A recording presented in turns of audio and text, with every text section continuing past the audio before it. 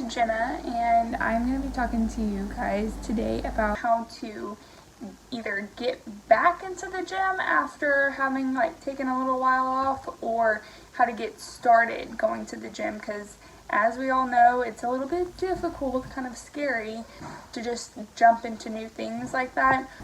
I am a mother of two. It has been a little bit of a process trying to get back into the gym after, having two babies, and especially with my last pregnancy being kind of rough. So a couple ways that has helped me get my mom bod back, I guess, right? Mom bod? Or am I trying not to get the mom bod? I don't know, but anyways, to try to get back healthy after having the two kids. Stay tuned and I will share my ways with you. Give you some tips. By setting small, achievable goals. So if you're not a water drinker like I am, setting a goal to drink, maybe 4 of those Yeti cups, or 4 of those 30-ounce, tumbler cups of water to try to make a gallon, something like that, and just going just day by day, just taking it one day at a time. I'm going to drink a gallon of water. When you drink the gallon of water, then you're kind of like, oh, okay, I can do this. And then after you do that, maybe for a week, or turns into 2 weeks, turns into maybe 3 weeks, then you're kind of ready, like, if I could do this, I could do, a little something more than this. So then you go into maybe your next goal is trying to get to the gym once a week, or do an exercise once a week, take a walk once a week. And then once you start setting those goals that are a little bit more achievable, then after you do them and you see the results, you're more inclined to want to do something a little bit harder, a little bit more challenging, and something that you're willing to kind of stick with over a course of time, because you're seeing the benefits of you doing these little things, and you're seeing what it does to your body and how it makes you feel, and it makes you want to do more. So I wouldn't start off by saying, okay, I'm going to drink 2 gallons of water a day, and I'm going to hit the gym 7 days a week, because I know that is not going to be maintainable in my lifestyle, especially with the 2 kids and, working a full-time job. I'm just going to fail, and then I'm not going to want to go back. So that's not where I want my mindset. I want my mindset to just kind of be on this incline to continue to want to do better. My second tip is going to be just set a date or set a time when you're going to work out. I know that it's difficult when you have kids. I just try to work out whenever I can, kind of thing. It's something that I've kind of gotten into the routine of doing, so it makes me feel good when I do it. But if I'm just starting out, I try to set a date or a time to go work out. That way I can kind of have a plan to stick to, and once you get in a routine of doing it, you kind of almost feel obligated to kind of keep doing it, despite what's going on in your life. You feel like if you don't do it, then something's out of place. So I would suggest just going through and having kind of a set routine. That way you'll want to do it, you're more inclined to do it, because hey, it's Tuesday night and I said I was going to work out after I put my kids down for bed, and I've been doing it for the last 3 Tuesdays. So if I don't do it for this 4th Tuesday, man, something's just not going to feel right.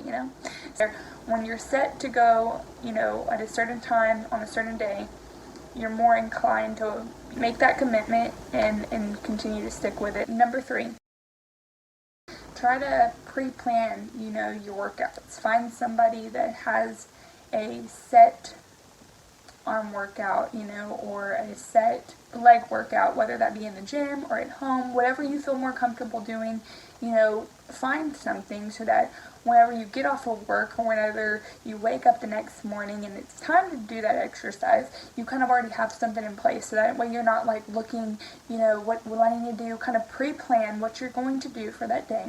Find somebody who maybe already has a pre-plan. That'll be to come. That way you're not like scrambling thinking, what do I do? And wasting a bunch of time, and you're like, okay, 45 minutes has passed and I've only done 2 things and I don't really know that it's beneficial, you know. Try to make most of your time. So pre-plan, you'll feel good about it. Once you wake up and you do your exercise, or before you go to bed and you do your exercise, or whether it's at your lunch break and you go, you know, run to the gym and do your exercises, you'll have them right there.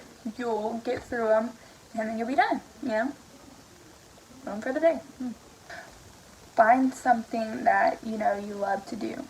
If going outside and walking your dog is something that you really like to do, you know, make kind of an exercise out of that.